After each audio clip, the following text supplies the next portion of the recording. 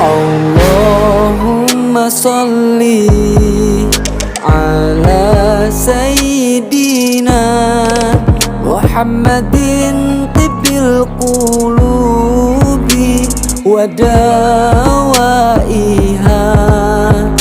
wa afiyatil abdani wa shifa. Waalaikumsalam warahmatullahi wabarakatuh. Terima kasih para rekan guru atas kesempatan yang diberikan. Kebetulan kesempatan hari ini saya selaku peserta CIP diberikan aktivitas untuk sharing kepada teman dengan menjawab di sekolah berkaitan dengan penerapan budaya positif yang ada di sekolah. Nah, sebagai pengantar,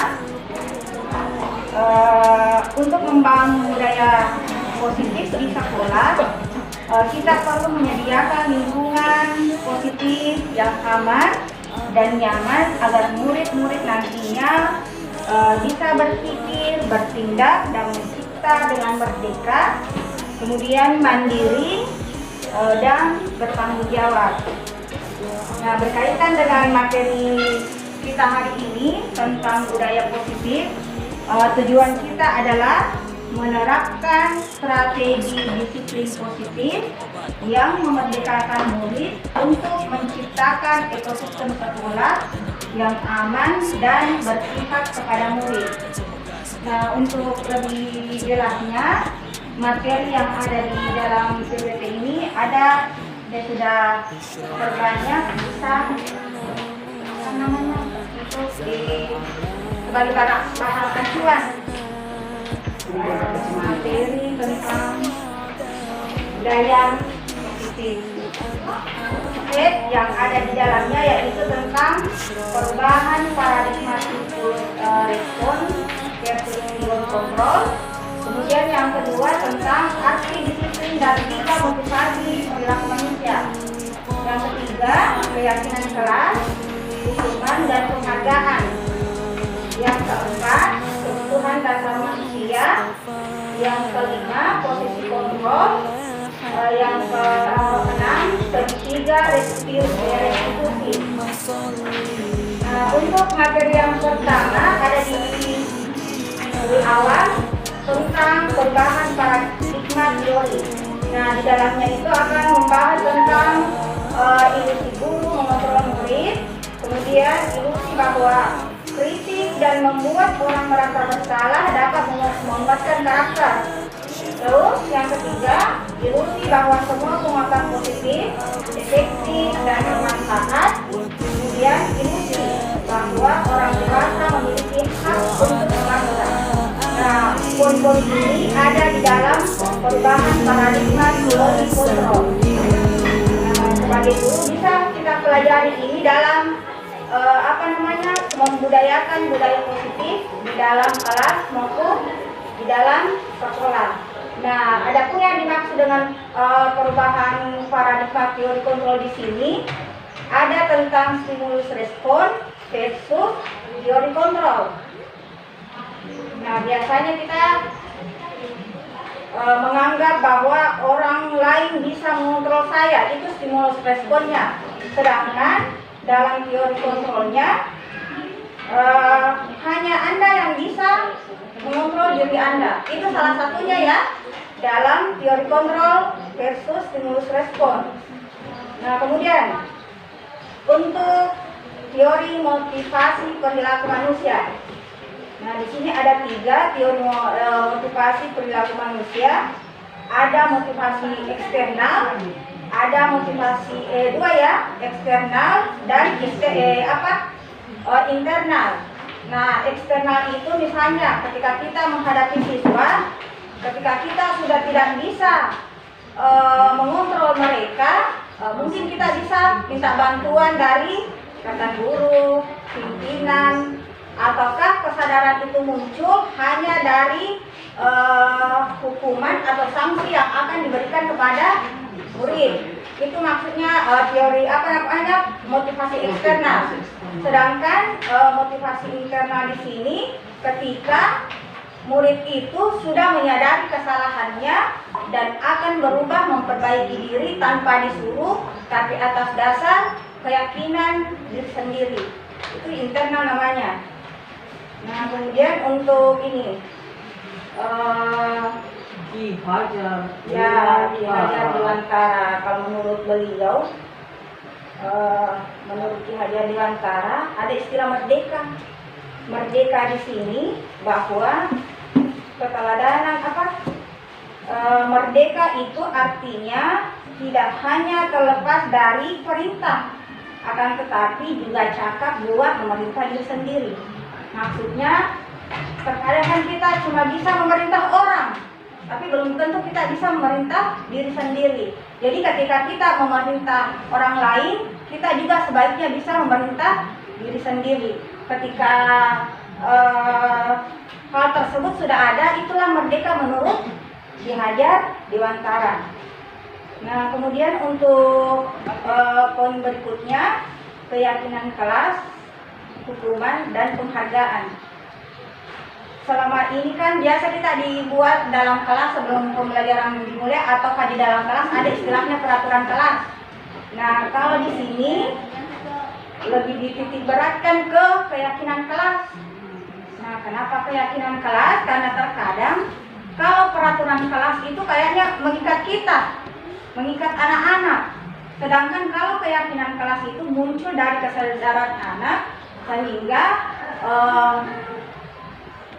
kedisiplinan yang diterapkan itu muncul dari dalam, sehingga keyakinan kelas yang diterapkan dalam kelas itu atau di sekolah akan mempengaruhi anak-anak untuk merubah pola tingkah lakunya. Nah, makanya di sini bukan peraturan kelas, tapi lebih ke keyakinan kelas. Nah, kemudian ada juga ini tentang hukuman dan penghargaan.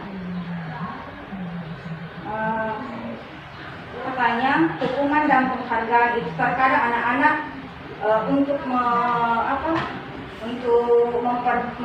melakukan sesuatu itu terkadang dia melakukan karena takut dihukum, karena ingin mendapatkan penghargaan. Ternyata ini kurang bijaksana katanya kalau dari segi pemberian hukuman dengan penghargaan. Nah, ini menyangkut kalau keyakinan kelas ketika kita membuat aturan di dalam kelas maksudnya. Nah, kemudian untuk penerapan budaya positif. Nah, awalnya kita buat peraturan kelas. Nah, peraturan kelas ini berubah ke keyakinan kelas. Awal untuk membangun budaya positif di sekolah, jadi di dalam kelas dulu lingkungan kecil. Nah, setelah ada keyakinan kelas ini, dengan adanya keyakinan kelas akan menciptakan lingkungan yang positif. Nah, dengan adanya lingkungan positif akan melahirkan suatu budaya positif. Ya, jadi kurang lebih seperti itu penerapan budaya positif. Jadi di awal di dalam kelas, kemudian di luar, supaya sudah terbiasa akan membentuk budaya positif di dalam kelas. Selanjutnya, ini masih ada ya keyakinan kelas, ada beberapa. Nah, terus ini ada perbedaan hukuman dengan sanksi. Terkadang kan kita memberikan hukuman anak-anak tujuannya untuk menyadarkan atau supaya mereka mengubah tingkah laku mereka. Nah, di sini ada perbedaan hukuman dan sanksi. Nah, kalau misalnya contoh kecilnya di sini, misalnya kalau sesuatu yang menyakitkan diri anak itu, berarti itu artinya hukuman. Tapi kalau misalnya harus terjadi, misalnya harus mengganti, ada konsekuensinya, itulah masuk di sanksi. Jadi ada perbedaan antara hukuman. Kalau misalnya membuat anak itu terasa sakit, berarti ganjaran yang diberikan itu berarti hukuman. Sedangkan kalau sanksi, ibaratnya merubah, misalnya ada pola tanggung jawab, misalnya dia merusak sesuatu, mungkin dia memperbaiki, nah, itu masuk di sanksi. Nah, terus ini yang paling menarik ini, apa itu restitusi? Nah, dalam penerapan budaya positif, ketika anak-anak itu melanggar, ada istilah restitusi. Mungkin secara tidak langsung teman-teman sudah pernah melaksanakan ini, apa itu restitusi. Cuma kita belum tahu, oh ternyata kita sudah melakukan itu. Jadi restitusi adalah proses menciptakan kondisi bagi murid untuk memperbaiki kesalahan mereka, sehingga mereka bisa kembali pada kelompok mereka dengan karakter lebih baik. Nah, ini ada istilahnya silakan dilanjutkan. Wassalamualaikum warahmatullahi wabarakatuh.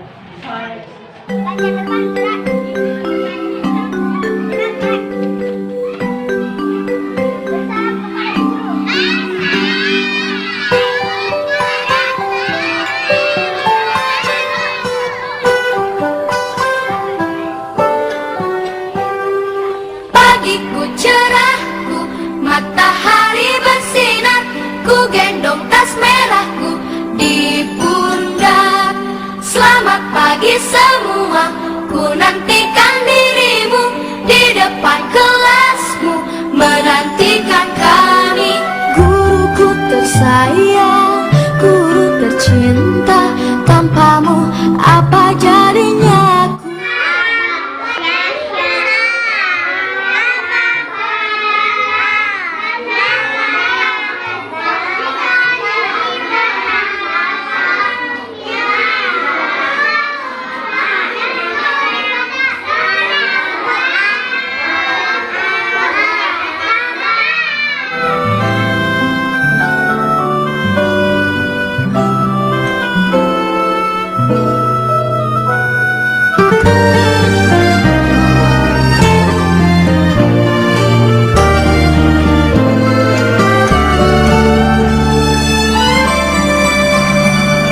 Selamat pagi semua, ku nantikan dirimu di depan kelasmu, menantikan kami. Guruku tersayang, guru tercinta, tanpamu apa jadinya aku? Tak bisa baca tulis, mengerti banyak, guruku terima kasihku. Nyatanya diriku kadang buatmu marah, namun segala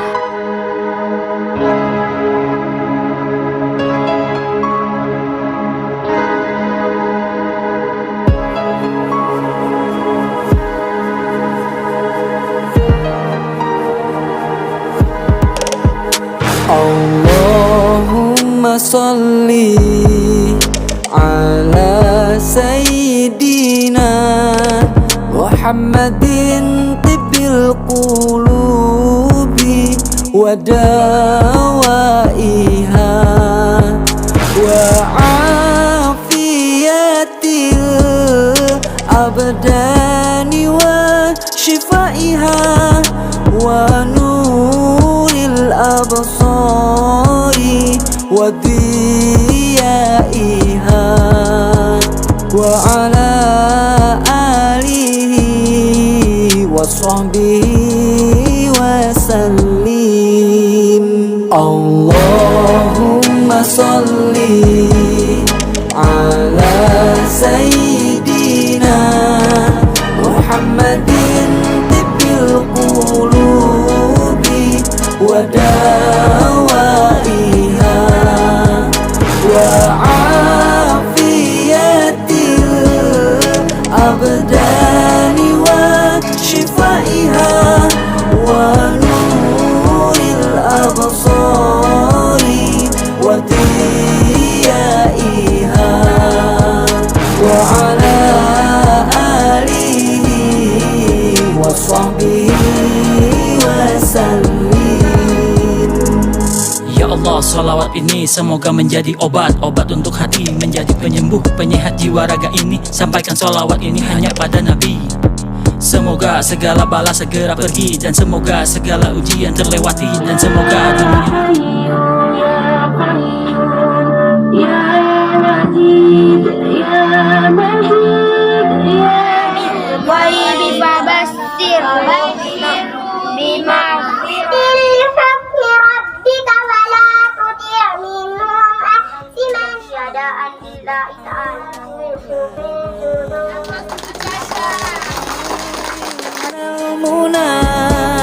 زال العنا وفى الهنا يا نفس